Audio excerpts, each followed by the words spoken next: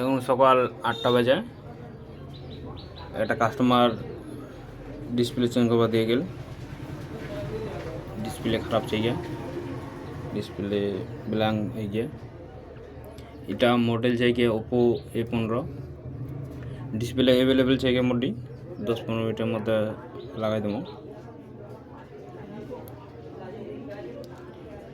और एक कास्टमार आइल Poco F3 छिलो फोनटा, तो डिसप्ले चेंज कर अन्य जगह मोटी नहीं करे।